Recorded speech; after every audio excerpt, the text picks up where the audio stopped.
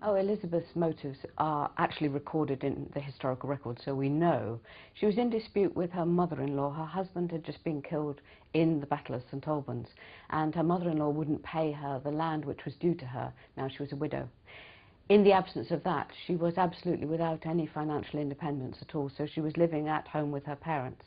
And given the social arrangements of the time, she wouldn't be able to marry without an independent fortune. Who would take her on, plus 2 boys who belonged to somebody else, without some kind of financial incentive? So her entire future depended upon her getting her dowry lands back.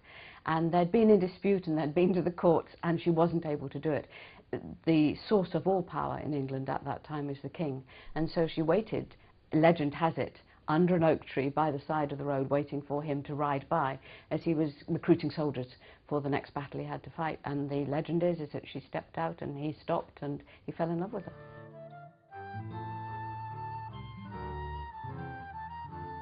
Did she fall in love with him? We don't know. Certainly she took a very great risk in marrying him in secret. Certainly they were lovers. Certainly she had 12 children by him and was a faithful and very, very good wife to him.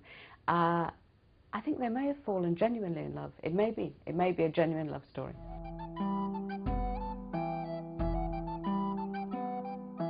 What we don't know, what we can't know, is what Edward was thinking when he stopped his horse, spoke to her, and 6 weeks later married her in secrecy. Perhaps he really thought that he might go through a form of marriage with her, tell her that they were married, basically become her lover, and then use her in court as his mistress, and then do a proper formal marriage to a princess of France. And maybe she was cleverer than him and held him to it.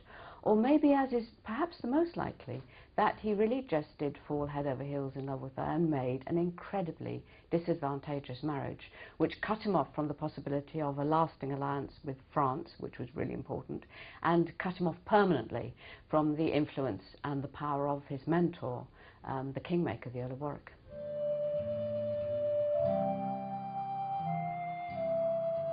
What the marriage does for Edward is it, on the good side, it gives him the possibility of a whole new alliance, a whole new power grouping around the throne, which isn't York and isn't Lancaster, but is this extraordinary family, the Woodville family, who take their family name as the Rivers.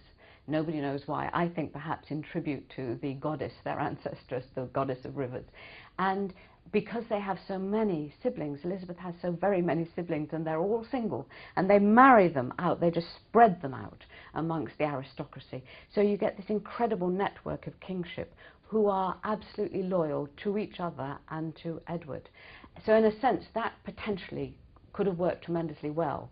The trouble is that what it does is that it focuses a lot of power on Elizabeth and her elite, her kinsmen, and that means that everyone who's displaced from these power positions becomes very jealous and becomes an enemy.